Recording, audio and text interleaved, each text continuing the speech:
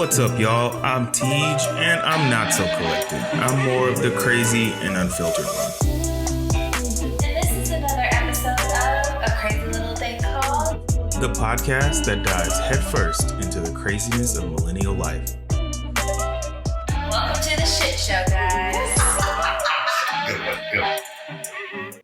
Welcome back, you guys, to another episode of A Crazy Little Thing Called, a podcast where we dive headfirst into the crazy, complicated, beautiful, all that good stuff thing called millennial life. Yeah. This is part dos of a two-parter season. Word. Dang, you ended us for good? Words. But anywho, yes, we are back. And I am Natalie. Who do I have with me today? And I am still Teej, no matter how you dice it. And yes, this is, like Natalie said, a two-part finale. So if you have not checked out the first part, where we do a recap / review of all the episodes that we've had this year, then definitely go check that out. You technically don't need to watch it first, so you can listen to this one first and then just check that one out to see some of our thoughts. Order doesn't matter. As long as you listen.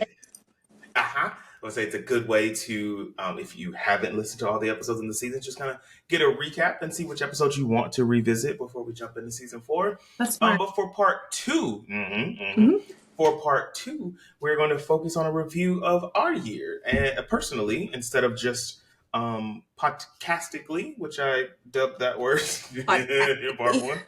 So yeah, we are going to just kind of go and see how we've been doing over the year. There's only 1 year in a year. So yes, I'm just. Do you want to start with just an overview of where you've gone? Because like I said, I do have questions, but it won't cover everything. So I don't know if you want to use the questions as prompts, or if you kind of just want to freely do it, and then after we do that, we can ask the questions that I have to each other. Well, so are you talking about in relation to this podcast season? Or are you talking about the year 2020 and 4? Oh, gotcha. Yeah, we've already covered all the podcast stuff, so let's get deep about us and where we've grown or failed this year. I feel like if we were to use like a visual description, like I am climbing out of the valley is a dip, right? Valley? Yeah. I'm on the other side of climbing out of the valley. Like, I think that's called the wayward side. Like Wayward Pines? You remember that show? Oh, no. It sounds familiar, but I know I didn't watch it. Yeah, probably. Got canceled anyway, but it was good. But yes, I feel like if I were just to describe where I'm at in this point in my life through this year, I don't know. I feel less stressed, and I feel like it's coming through with my weight because I haven't changed anything, but I feel skinnier. You know what I'm saying? Sadly, I do know what you're saying, but just the way you shimmied. Yes, yeah.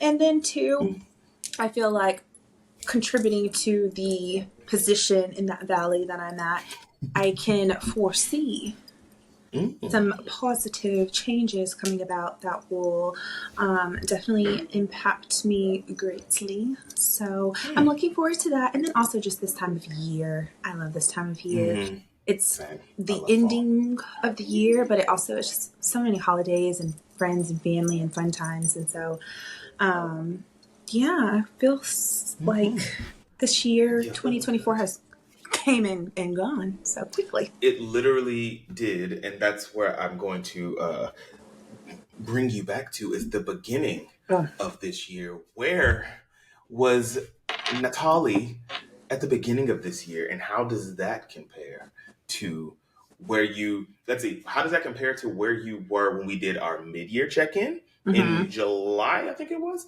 and then now comparing it to where we are at the end of the year?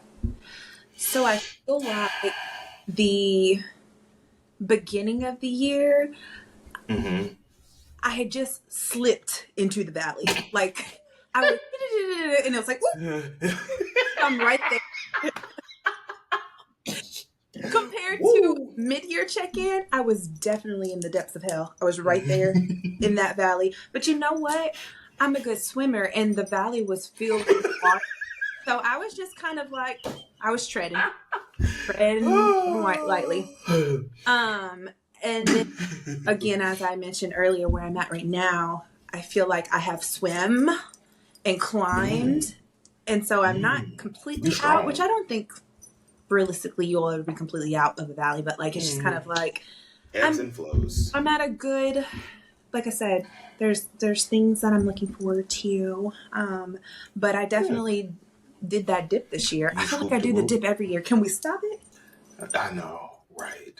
What, if you would like to share, what caused your slip into said valley at the beginning of the year? Combination of like a lot of things. Insert Drake. Combination. I think it's a combination of a lot of things in regards to, you know, just some of the things that like I had ideally wanted to do, just not coming into fruition the way that I wanted it to. Like, you know, like for example, with the house situation, I was excited. I was like, oh, well, I'm going to get a house, blah, blah, blah. Gonna live here in Beaumont, which again, I still want to do in the future. But I think it was more so of like that not playing out the way that I want it to because, you know, just like other factors and whatnot. And then I think too, kind of what we were talking about in the part one, some unexpected deaths and stuff kind of happening and people just getting sick and whatnot. And so I think, and work was working. All of those was working. And then I think the umbrella that was on top of all of those things was just, you know, me not being in my own space. Like I love being here. I love being with my family, but I'm not able to really get into a routine to, so to speak, like I know I can because I'm living out of storage. Okay, you were not in storage. That is a whole no. studio apartment. I'm saying all of my stuff is in storage. Okay. It's like I thought you said living in a storage, but you said living out of storage. Okay, I'm sorry because I was like, yo, you have like everything. Yeah, no, the place where I'm at is top tier, 5 stars. And it's my favorite 4-letter word, free. But at what cost? What is on a time? Me and my mama say this all the time. It's like, magic comes at a price, dearie, or something like that. It's all the time. I don't know if you ever. I remember that show. I never watched it because wasn't it all about like storybook stuff? Yeah, that comes to life. Snow White and all that good stuff. But interesting. Yeah, so that's kind of the picture. That's the picture that you've painted. Sorry, like I'm still sore from like massaging my muscles. Whip out the gun. Massage. I should be to the yes, halfway through the episode. That is good. And so I'm trying to think of. No, I'll just go on to mine, and then we can go to the questions to kind of further dive into some of the nitty gritties of our year. For me, my year started off. It was an interesting beginning to my year on a lot of fronts. I will say, yeah. Were you already in the water? And we know you can't really swim. I can't swim at all. I was trying to, but I still get in water. That's the thing. I get in water. There's a random person like over here by my window, and I'm very confused what she's doing because she's like going behind a bush. Sorry, very plot twist. Anyway, and she was late, so you know I gotta make sure. Ain't nothing happening. Anyway, yes. So I would say I was on the downward slip. Yeah. Like, you know, I wasn't all the way at the bottom of it yet. I was on my way there. But it's funny because when you're on your way down, you think that you're about to come back up, and it ain't until you really hit that that you know. Yes. And so I will say that, yes, I was on the way down at the beginning of the year, like literally beginning of the year. Excuse me. And then I think I might have hit the bottom of that, the well in which you call, where there was water around. It was actually April. No, May, March, the other M. March is when things just went shit for me. And I think that was also We're in sewage water, huh? yeah, it was real shitty down there. I will say the saving grace of that is that I did start therapy in January, so I had that at least there. But I think also around February was when I started with that psychiatrist who was putting me on those other meds that were antidepressants that I obviously didn't need, but were. So it was just a lot of stuff going on during that time.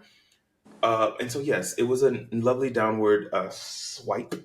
So I'll say about in that first quarter, oh man, that was a rough one. And I think I'm trying to think of like the episodes, I guess going back to what we talked about in the part one was because the episodes during that time, I think were all batched, pre-recorded episodes that I think I hit it well because I you didn't really have much to do, so no one really knew. So I was able to kind of deal with a lot of that stuff behind the scenes, if you will. And so then by the time I think we started recording, live, I was maybe coming out of it or starting to see a light from under the sewage water that kept me a little bit more optimistic. I think it wasn't until I think early May when I stopped with that psychiatrist, and I'm using air quotes for those who don't know. So I was able to get off of those meds and kind of like start getting a clearer picture of things. And then, like I had mentioned, around the time of our mid-year review was after seeing a proper psychiatrist who then had me actually tested for ADHD and then getting on the ADHD meds really kind of changed a lot for me. Because, I mean, we've talked, I think, I don't even know if it was just this season, it might have been last season too, about how you were just so sure I was ADHD and how I started using that as a crutch for everything. But then I was like, what if I'm actually not? And then I'm just fucking crazy. So to get that confirmation, I think also took a lot of weight and anxiety off of me, figuratively, not literally, because the meds that I was on with the quote unquote psychiatrist had me bloated AF and gaining I think I gained 12 pounds in like 3 weeks on those meds, which is insane to think. Because in the minute that I got off of them, I lost that weight. Still didn't put me where I want to be, but that's a story for another day. Anyway, so yeah, I think by around the mid-year review is around the time that things started to get better. And that was also around the time of my birthday, which I always enjoy I didn't used to enjoy birthdays, but definitely enjoy them. And then spending time with friends and stuff like that. And then I'm not going to go into too much detail because the questions will actually get deeper into that. And so now, just to give a quick little foreshadowing, this has been a very optimistic end of year for me, which is very, I don't want to say unusual because typically around the holidays is when I start getting, because of my previous holidays with who and stuff like that, that I would always kind of start draining them because once they weren't there, I was kind of like, but holidays have actually gotten pretty better, good, a little gooder, a little better. So going into it now, I'm still riding that high. I think both of us, as we've talked about, are about to go through some big changes as far as living wise. Like I think by the time season 4 drops, I will be in my new place, and that will have been for a few months by that point. So I'm actually really excited for that change, and I think it'll be a good change because it's something new for me. Like I've never actually lived in the city. I'm not saying where I'm going to live because I don't need nobody stalking. Yeah, which we've had that like that. What? Wait, what? When you stayed with Webster, that love. Oh, yo, I forgot about peeping that. Through the blinds. Wow, I forgot about that. Yeah. And you know what's crazy? But I'm still not on social media. But when I would randomly see that person, not the blind Pika, the other one, the blind, post things on Twitter, because I refuse to call it by its other name, about just like positivity and all this stuff, and I'm like, but and wanting relationships, and but I'm like, but you is a liar. But Maybe anyway, that that's is neither here. Yeah, maybe there's growth in that person, but I'm not gonna go there. But anyway, yes, I totally forgot about that. But yeah, so I'll keep my whereabouts incognito. But yeah, I think I'm very, I am very excited for what is to come in 2024. And like I said, we'll go through these questions that I have here for us so that we can get a little bit more clarity, because y'all are probably like, what are they talking about? What is happening here? So we will jump into that, these questions that I have prepared for us. And the first one on the list is, what, either you can do one or just multiple if you want to. What are your biggest accomplishments this year? I don't know. I will say, like, overall, it's very, like, general and, like, vague, but I feel like my biggest accomplishment this year is me just choosing myself in, like, all of my actions. And, you know, we've talked about it too, just like with my birthday, just with me making the decision, like, to move, and just all of those things. It's like, I'm not doing it in a disrespectful way of, like, just ignoring other people, but I'm literally just choosing myself.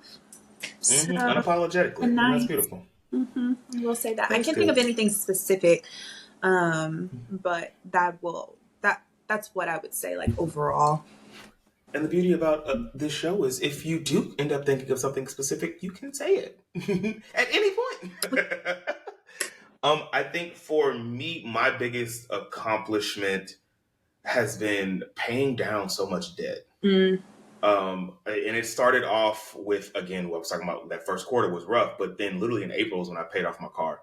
And that allowed me then more financial freedom to pay down the debts that were literally weighing me down. To where now I am almost debt free. I have one credit card left, and I'm working on it diligently. But it has allowed me to move to where I'm moving to, which, you know, how back and forth I was with that. Am I crazy for this? But to be able to move to a place that I want to move, into the city, and still be comfortable financially. And so I attribute that so much to the debt that I was able to pay off, to not having a car note anymore. So I'm super thankful for that. And I mean, I was going to say, I never saw that coming, but obviously I knew I was going to pay off the car, because that's kind of been a consistent how it goes. But the other debt that I had in credit card debt, because I think we talk a lot about being self-aware, and I think I wasn't back then in the financial aspect of it. But now I am more so, of how much debt, or how much I was living this close to my means. And I think also, like, the promotion that I got last year definitely helped with that, because it put me in a more financially comfortable situation. And so I think it allowed me to make better decisions financially. And so super proud of the growth that I've had financially, because there have been, and we both talked about this when we was living in that house, how we were supposed to be doing it to save money. Meanwhile, we ain't saved no money at all. So it's good to be both of us on the other side of that, and, you know, being in better situations financially. Because I think every time I'm leaving an apartment, or when I'm going into a new living situation, I'm always so optimistic that, like, I'm going to leave this apartment better than I came into it financially and everywhere. And it has never happened until now. And so I'm very thankful for that. So yeah, I would say that's my biggest accomplishment this year, is the getting out of so much of the debt that I can see that. Over. Right? What challenges did you overcome this year? Challenge. It sounds cliche too. I feel like it's just myself. Wow. Do you work for Hallmark? This time of year, all my little lovely movies come in. But I would say challenges probably would just be myself. Like, while I am my biggest supporter, biggest, you know, advocate, I'm also my biggest critiquer, critic. Lord Jesus, Natalie. So I would say that probably would be my biggest challenge. Again, I can't think of the specifics, and that's so weird. But like in general, that is weird. You're a generalizationalizer. See how I can make up words. Mine is along the same lines. I think the biggest thing that I overcome was a lot of self-doubt. Yeah. And not to say that it's completely gone, because but I think I've made a lot of positive strides in that department of just kind of, and not even just professionally, because I definitely, I didn't doubt myself in my previous role, but then now in August starting, a new position that was completely new. And I still have my times where I'm like, imposter syndrome, why am I? And so I still have those, but I keep getting the applause from people when I am accomplishing things at work, that I'm like, okay, so get out of your head so much. And again, going back to the ADHD meds, they definitely have helped with that. I think my anxiety has definitely calmed down a lot. So that's helped too. And it's translated into social experiences too, because obviously that has been a big thing for me, is just getting out more.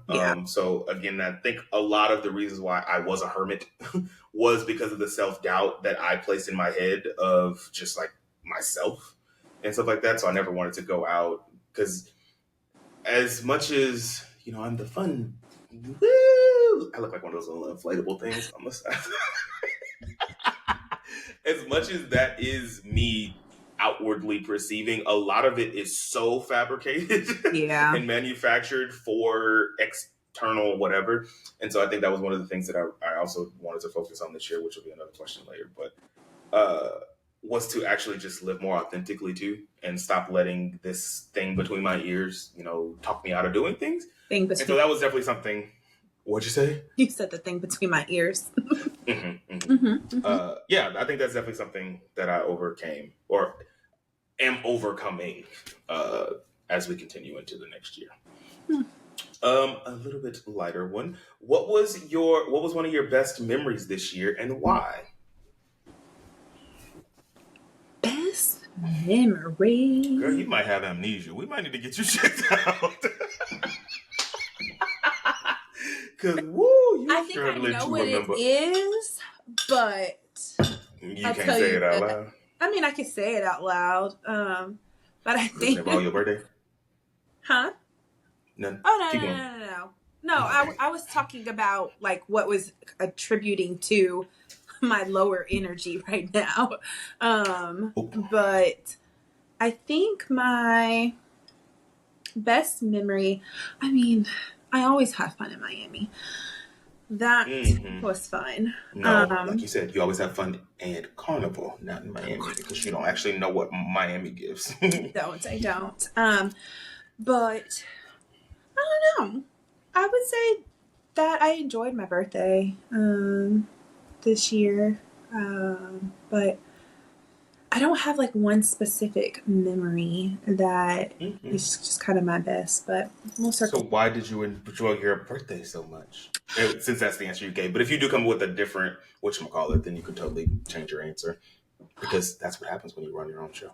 Well, because there was like no pressure, it was like I don't have to get dressed to go to a dinner that was all about me. It was more of I am out in the country, don't have to answer to nobody. I'm fishing. I'm just chilling and relaxing. And I mean, the company was nice. So that part was nice. Was the tattoos with your face on it. I still have that in my wallet. I told some people at work about that and they were like, that is so precious.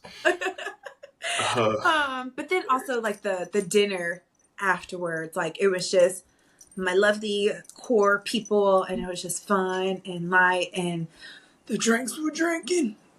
Shout out to Wendy. Again. Shout out to Wendy. Yeah. So good. Mine is actually along those same lines. My best memory was the boat party. Yeah. That was I think because that was I always did stuff for my birthday because I was told I had to. And I don't want to, I'm being vague for a reason, but I was always kind of told I had to and pressured into doing something. That this was the first time that I did it I did something because I wanted to, and it was with a different group of people. Yeah. And so I was very unsure of how it would go. But the way that, like, it was just a good time, and how everybody, even the pre-planning before it, like, as much as, yes, I had the date and, the boat and stuff like that, like everything, the getting the van, the dinner afterwards, like how everyone just came together and kind of made that happen.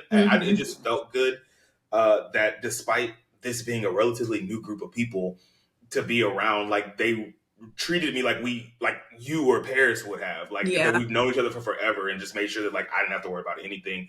And it was just good vibes on the boat. Like, I wasn't stressing about anything. Again, this was also towards the beginning of the ADHD med, so I was just woo having the time of my life. But that was so fun. The whole trip, from driving there to X wanting to play New Orleans bounce music as we got closer, to to just being on the boat and drinking, the captain being great, just chilling out for, what was it, 3 hours?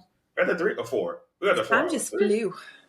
It flew. And then to go eat at that place that had the beautiful views, that random ass lady that kept coming and talking to us, to Cassidy drunk ass playing that piano,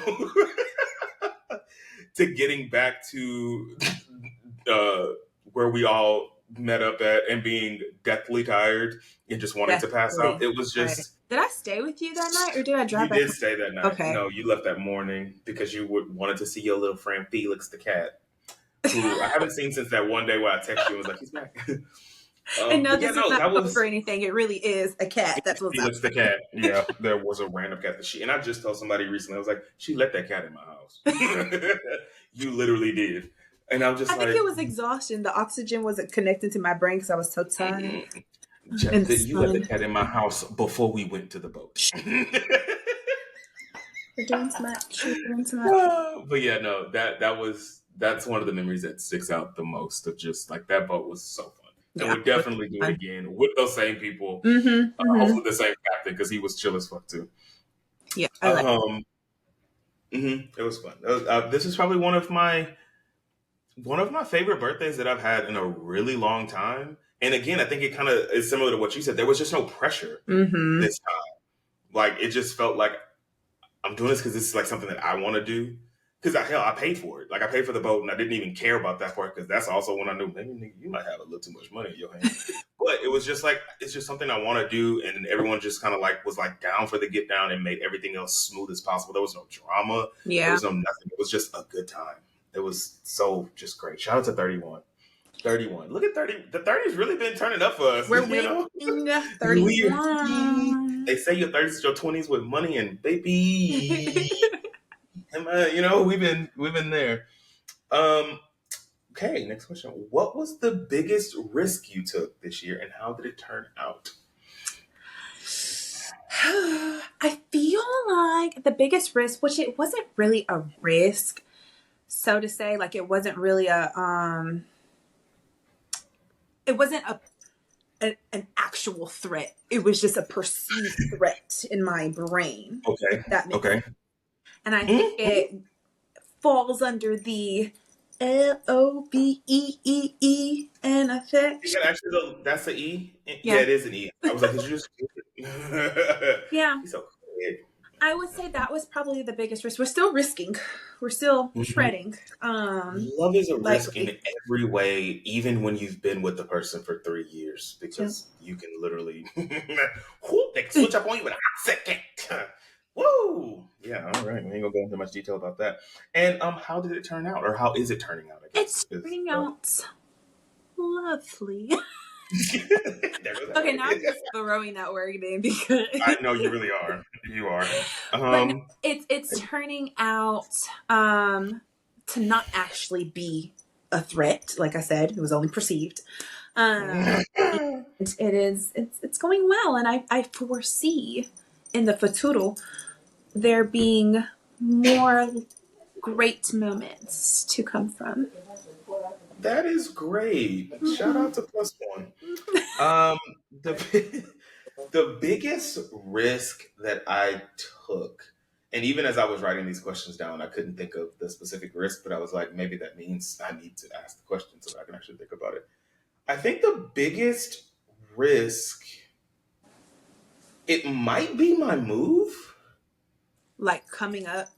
Yeah, Yeah. the move coming up, like committing to that because it's so opposite of what I would normally do in every sense of the word. Hmm. Like I would never spend this much money on anything. I would never, like prior to this, never wanted to live in the city.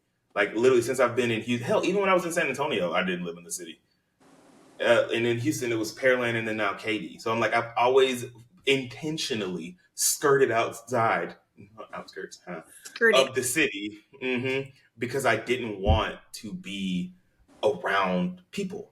Hmm. And so this is definitely going to be a change, and I can't give you the outcome yet because it hasn't happened.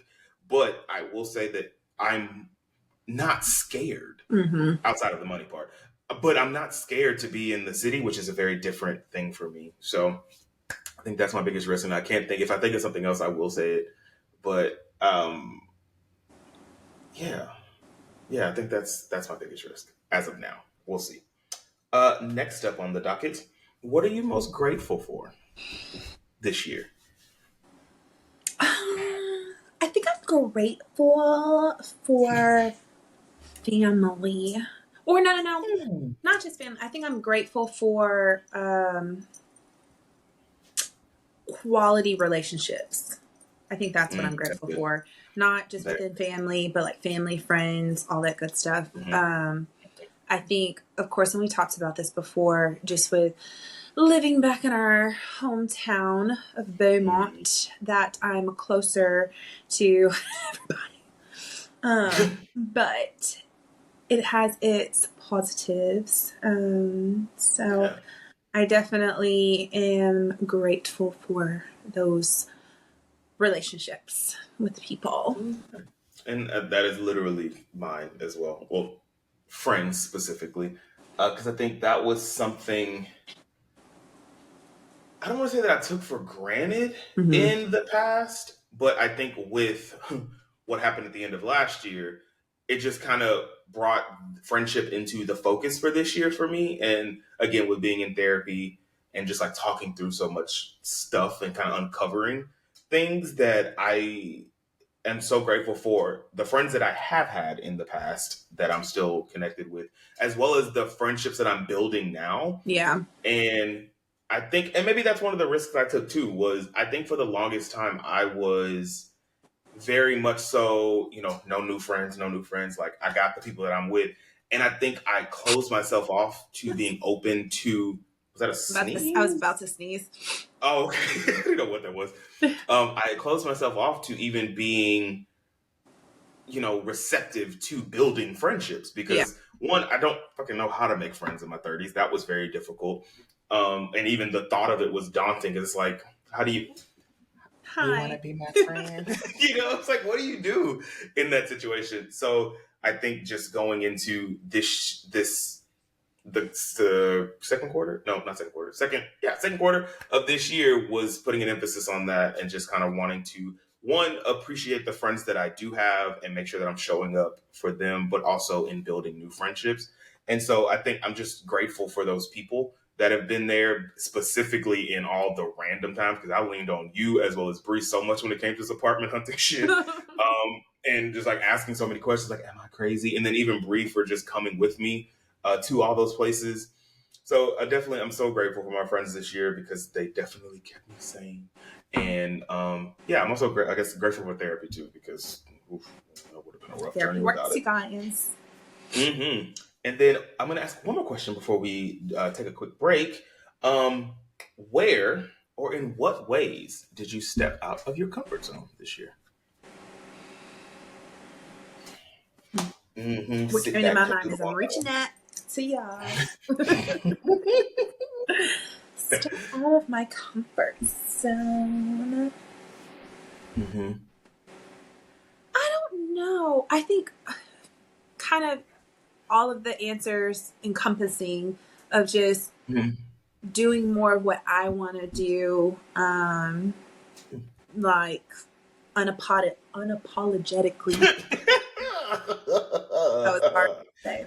Yeah, that was a rough word for you there. But yeah, I think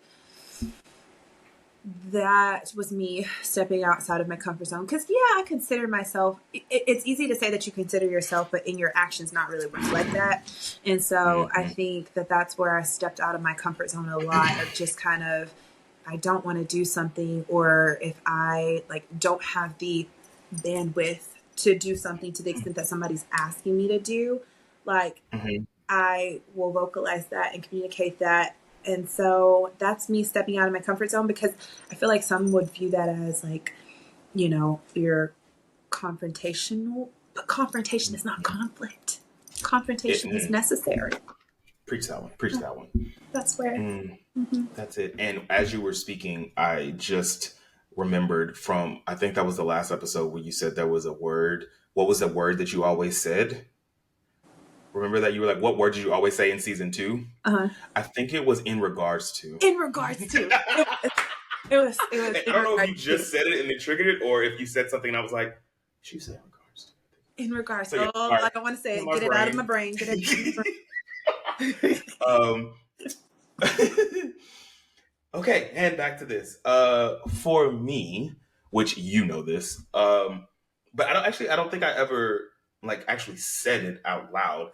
But the thing that got me out of, or where I got out of my comfort zone after Q1, when all things went to shit in March, I always get March and May confused. It's the fact that like April just right there between them, and it's like.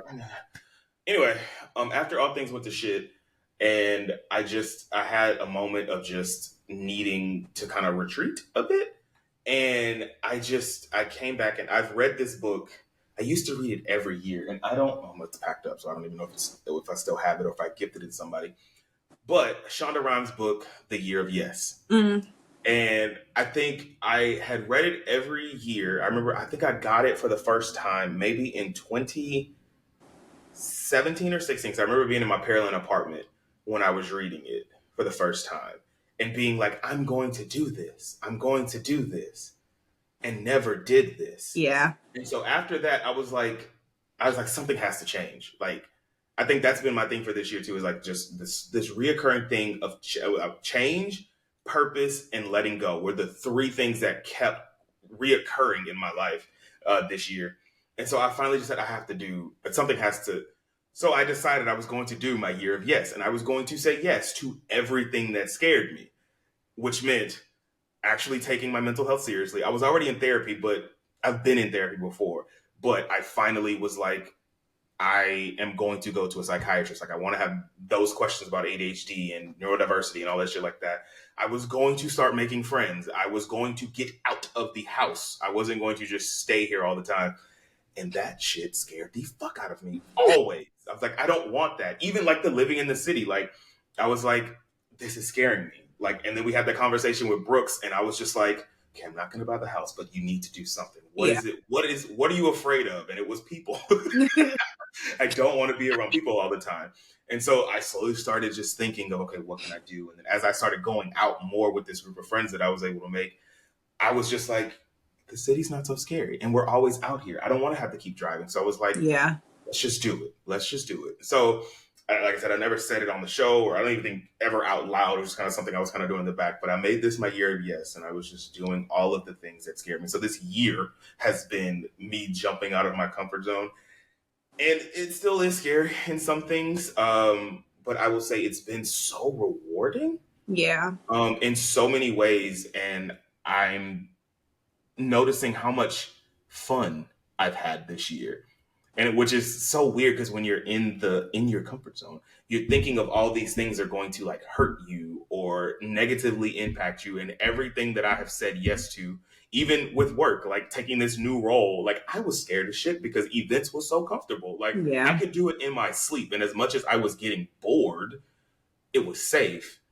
But again, like something about just like, what is my purpose? Like, what am I supposed to be doing here? Like, I wanted to affect change in some way, and not saying that this job that I have now is like affecting change, but it was just, I need something to make me feel again. Yeah.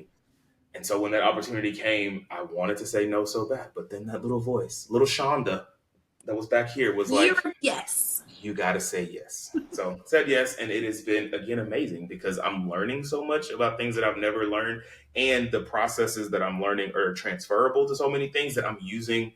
That well, I've always been organized, but this methodology of being in project management in different areas of my life, like this goddamn move, stuff like that. So yes, this year has been literally amazing. I'm so excited for it, and I'm excited to continue evolving as we move into 2025, which is a crazy ass year to be saying out loud. Um, but yes, let's take us a quick pause here, and then we will get back to the last 5 questions to wrap up our 2024 review. So stick around.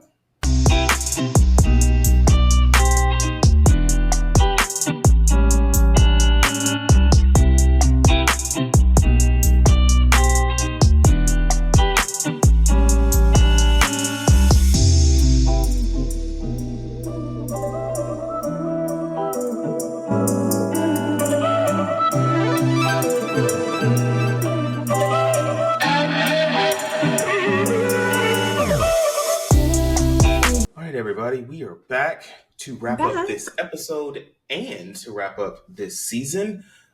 We're halfway through our lovely reflective questions for 2024. So I'm going to now ask Natalie a super loaded and emotional and dangerous question. I'm like, I highly doubt it. Well, maybe not. I don't know. Everything is emotional if you make it. What was a pivotal moment in 2024 for you? Pivotal moments. What was something, or if you want to be like Oprah, what was your aha moment of 2024? They love a good aha moment. You sure 2024 was a good year for you? You did say you was in a pit. You did. You said you're coming out of it now.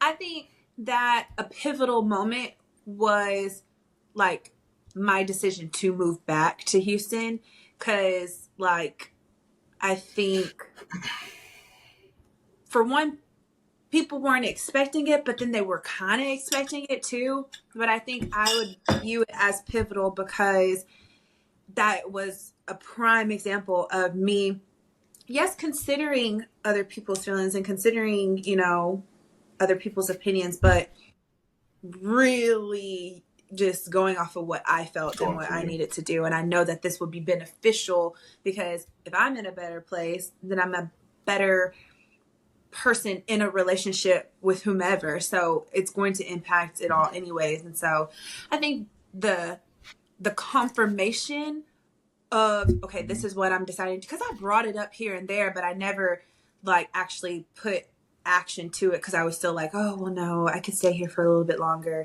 But no, I think it's time. So I would say, obviously I haven't moved yet, but the just act of like deciding that's what I'm doing has been pivotal. Have you told your other friends yet? I know you've told family, obviously, but have you told your other friends that you're officially doing it? I think they kind of figured out when I was with them last weekend, because I had looked at apartment and I just said it in conversation.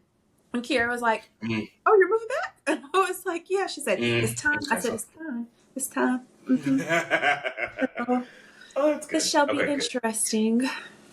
It will be 2024, the year of change. For me, there were actually 2 pivotal moments this year. For me, the first one came in God, I was about to do it again in March. Where, how much does I want to tell? If it scares you, you have to wait. Do it. Okay. You're not getting the TikTok references though, but like. No, I just thought you meant wait, like hold on. No. So I was like, okay. What, can you explain that reference? It's like a song, but people be like, wait. They don't love you like I love you. Wait. Yeah, you're not really getting it. I'll have to sing it. Okay. Well, that didn't help me, you know. So, yes, in March, not May, Funny enough, I think the two pivotal moments were in March and May. So March, there was a situation that to myself I downplayed a lot, and you'll probably catch on at some point throughout this if you don't already remember. That I downplayed a lot. That I think after it abruptly ended, under circumstances beyond my control, I realized that oh, I thought you were pointing at something. I'm trying to get me to confirm, but I just itched. Um, uh, but because of circumstances beyond my control, ended very abruptly without explanation. And I think it also made me realize how much I cared about this person. But obviously it was too late. And so I think that also that changed my perspective of, or it made me look at, Harvey, you did that so fast last time. Changed my perspective. You're throwing up gay signs. You got the L and the O correct, but that was it. LOVE. But it's just so hard to do it so fluently. Yeah. Anyway, it changed my perspective of love because it made me realize how unready I was, as well as how much baggage I was still carrying from previous shit that I didn't think was actually still affecting me. And so, again, shout out to therapy because I was already in it by this time. So I was able to actually start having those conversations with my therapist, as well as I think you might have been the one that threw this in there about writing things down prior and sending it to your therapist before. Yeah. About things that you're doing. So I think I also started doing that, which helped my therapy sessions because when I was being triggered by something or whatever, I would write it on a little notepad or note app on my phone. Then I would send it to my therapist the day before because I would go into therapy and not want to say certain things I was uncomfortable. But because I already sent it, she was like, so let's go to this point here. Yeah. So she would do that. And so, excuse me, I think that allowed me to have these conversations about past relationships and then what I was feeling in the moment. Again, that was part of the dip into the sewage water of the downslide. So that was my first pivotal moment, and that is also, like I said, helped me work through things in therapy. And the second one came from what's the holiday? Memorial Day, because Memorial Day is in May, because I always get Memorial Day and Labor Day.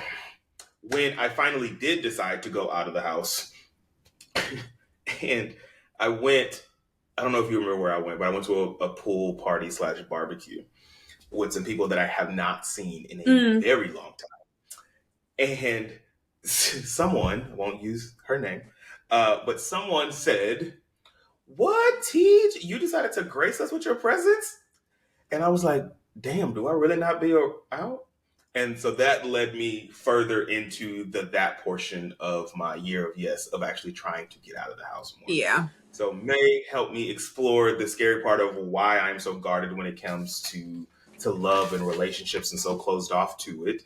And then the May one was like, okay, get out of the house. Because I am notorious for saying I am a grandpa.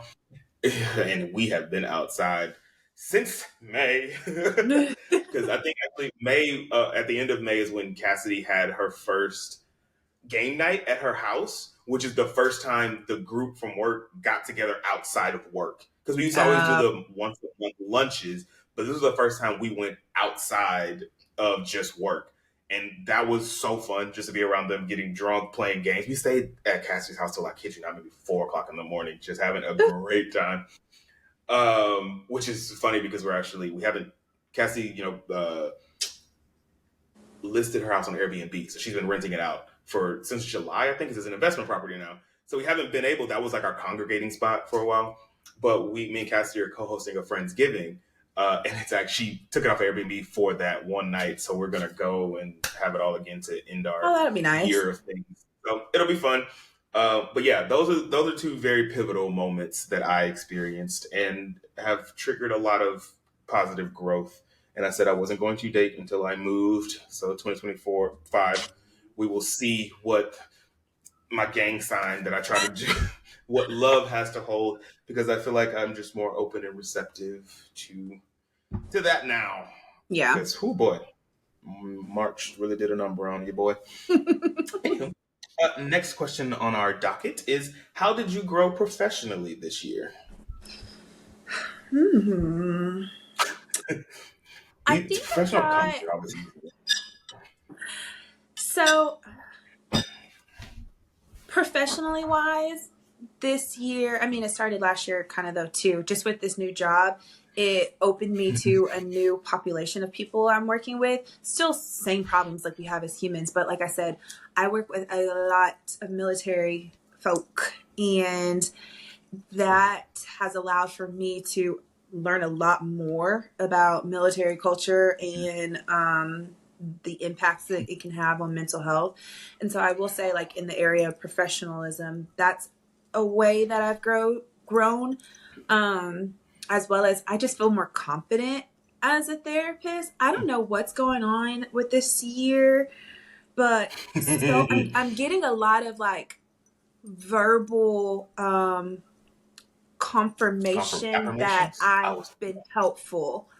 And it's so nice to hear.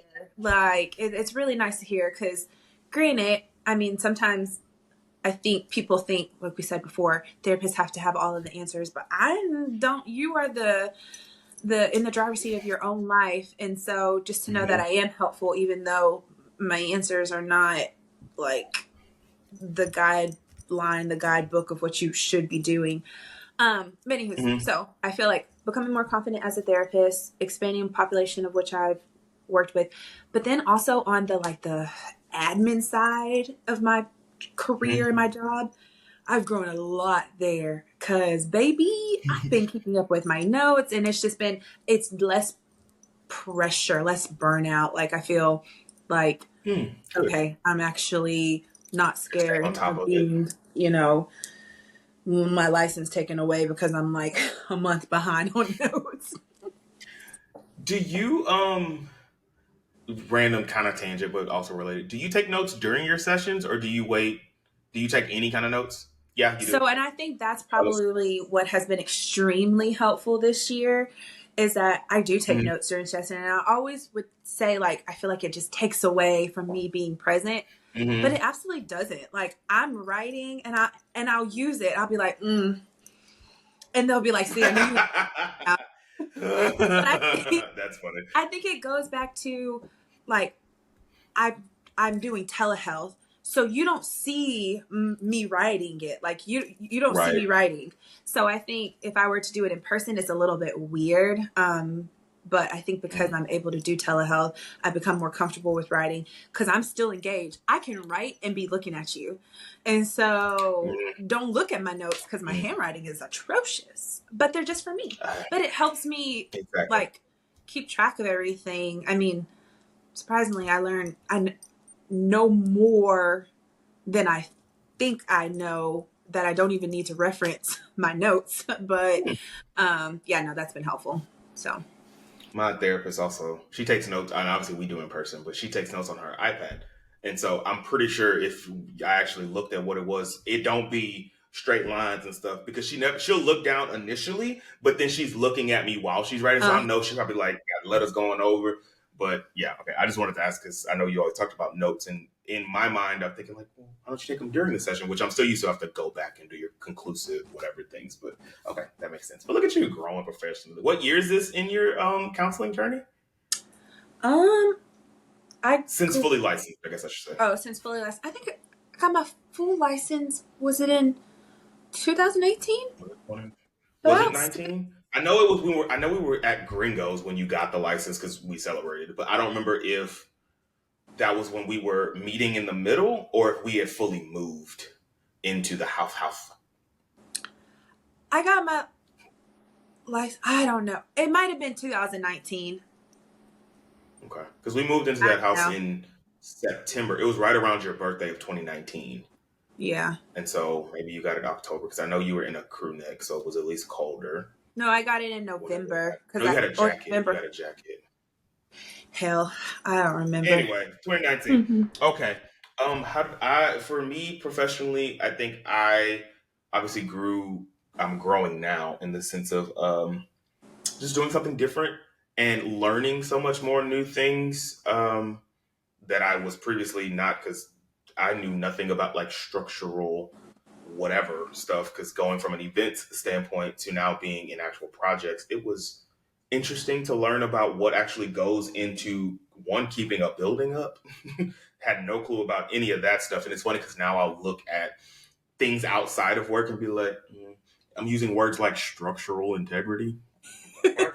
uh, so like, it's been interesting just to learn something new. I've always been in customer service. I've always loved events. I always wanted to plan events and all this stuff like that. So that was kind of, I won't say I didn't learn anything while I was in events, but this is definitely like a whole new world. Not to be cliche, but it's been good to continue to grow, and then also, like you said, to get the reassurance that you're doing well in it. That's the word that I couldn't think of.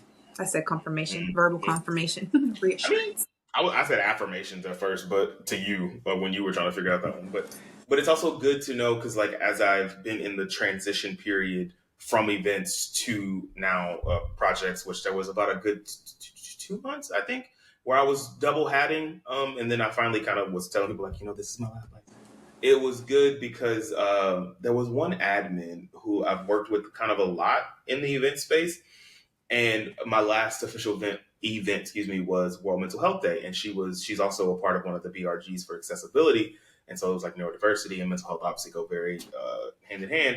And she, after it was over, she sent me an email, and she was just like, "I'm so thankful for you, and we're definitely gonna miss you in events." And the person that's been there forever in events, Taryn, she said, like, "We love Taryn, but you came in and just stole all of our hearts with all of your ideas and stuff." And I was just like,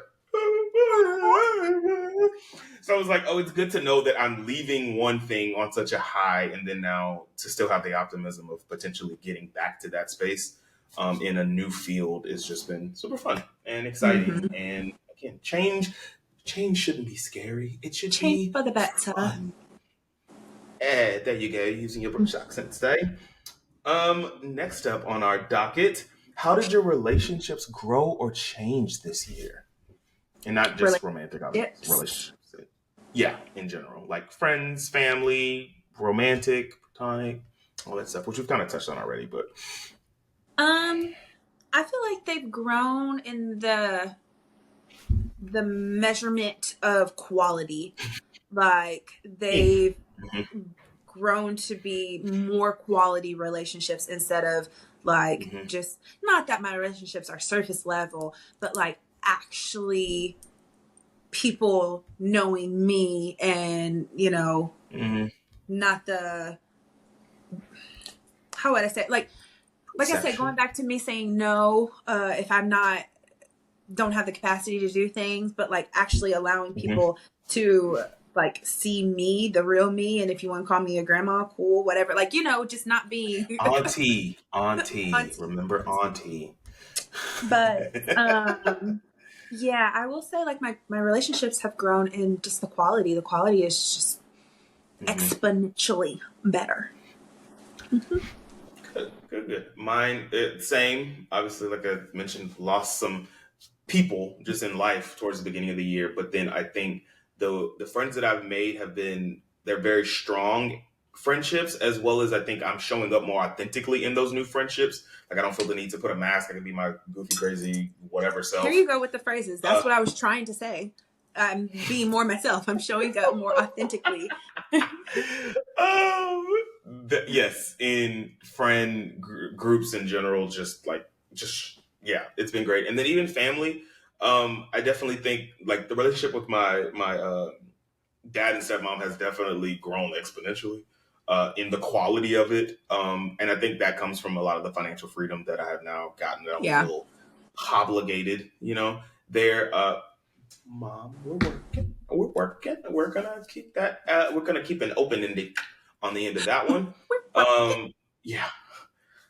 So yeah, no, it's been good as far as me, again, because I think I've just like I don't want to say more focus on it. It's almost like I put more focus but less pressure on those relationships. I think that might be what it is. It's like I am focusing on them, but I don't have the expectation of like, this is going to be my best friend forever, so we have to do this right. It's just like, I think maybe it comes to just like acknowledging that everything is for a season.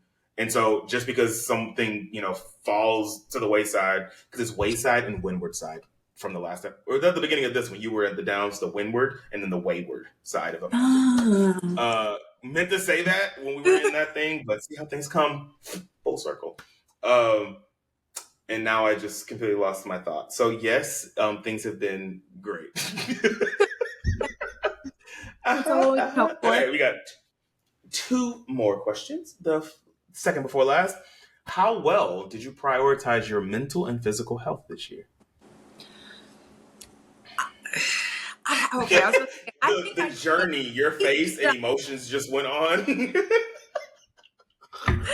I was about to say, like, I think I did a great job, which I do. Hindsight, looking at it, I think I did very well at prioritizing like my mental health.